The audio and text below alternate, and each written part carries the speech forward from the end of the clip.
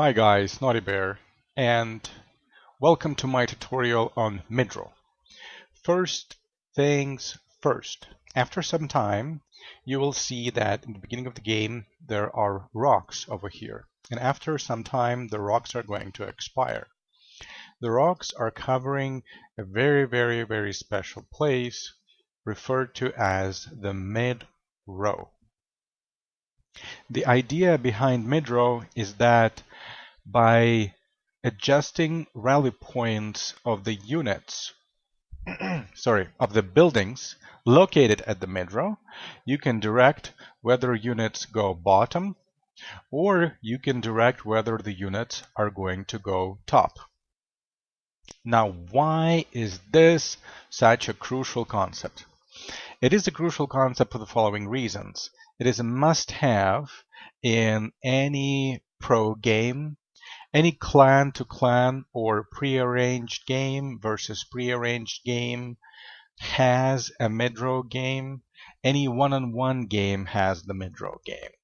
And it is as effective countering. Now you can see these sentries went bottom, these sentries went top, etc., etc. What happens is, let's say for example you have two players playing on the top, two players playing on the bottom, and then you, with your primary location on the bottom, chose to play mid. What happens then is that as you place your units in the midrow, and when you send your units top, it will create a situation when you play almost three players playing top lane, and only two players playing top lane on the other side.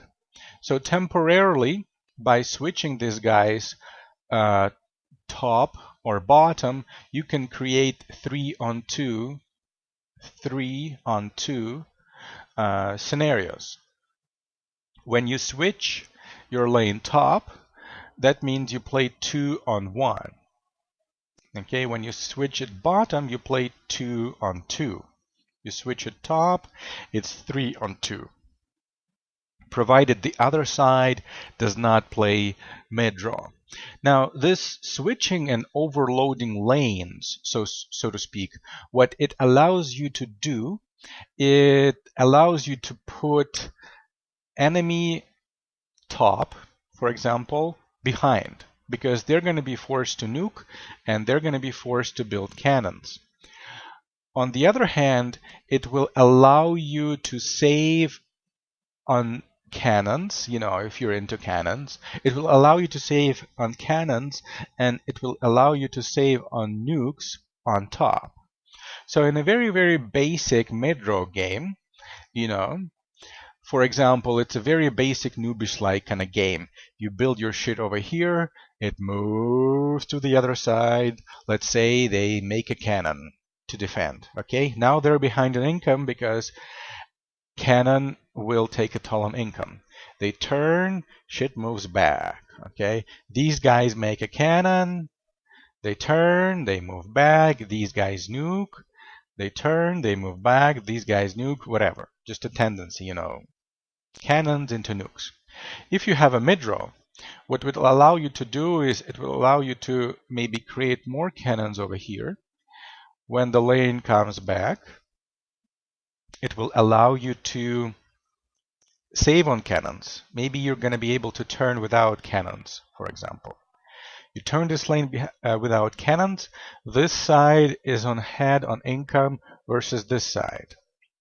So let's say this side is a head on income versus this side. The lane moves over here. For example, now they have to nuke for the simplicity purposes, right? Okay, they nuked, they push back. Let's say you had turned using midrow without nukes or cannons again. So now you are ahead. This side is ahead on nukes and ahead on the economy.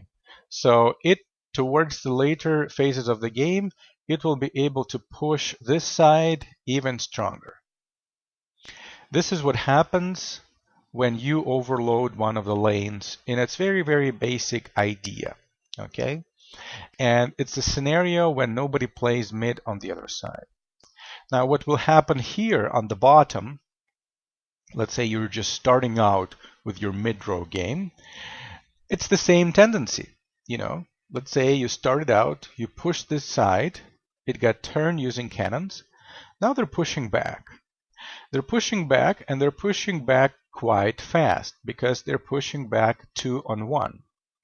You switch your mid-row downwards, and this lane is going to face 2 on 2. Whatever your choice of defensive measures, but let's say it's the most basic defensive measure that you can utilize. Let's say you build a cannon. You build a cannon, this wave didn't stack that much because it plays 2 on 1, so it's gonna approach your lane relatively fast. Let's say you made a cannon and you had defended this wave. You push this way, they made a cannon and turn it back. It goes back this way. Let's say you turn back with another cannon or with another nuke. Okay, you turn these guys backwards. They go back over here, they have to nuke, etc. So in this scenario, in a very, very basic and very, very fundamental scenario, what you will be able to do is you will be able to defend this side of your map without nukes or cannons and get it far, far ahead. So you will naturally see how these people are going to build like heavy tanky units, and this side is going to be crippled. In addition, if these guys on the bottom are going to start to make cannons on the top to defend it, they will also suffer economically. So in the very, very basic scenario, you will be able to get this side ahead of this side, and you will be able to break even on your side as opposed to this side. Advantage, break even, overall you had created an advantage that will either deliver you to the end game ahead economically or ahead on nukes. All other things combined. Now in the following sections, I'm going to be focusing on the mechanics. So why you want to learn mid-row? If you want to take your skill to the next level, to the pro level, this is the absolute necessity.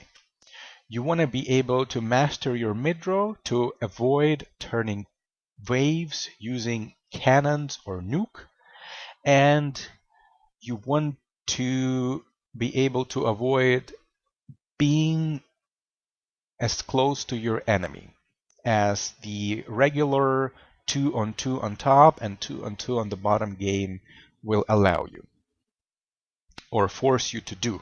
If you play with no mid-row and you play all else equal, you're going to be very, very close to your enemy towards the later phases of the game. If you play mid, you're going to be able to separate yourself further from the enemy and give yourself an advantage and an upper hand towards the end of the game. Thanks for watching and stay tuned for more videos on mid-row.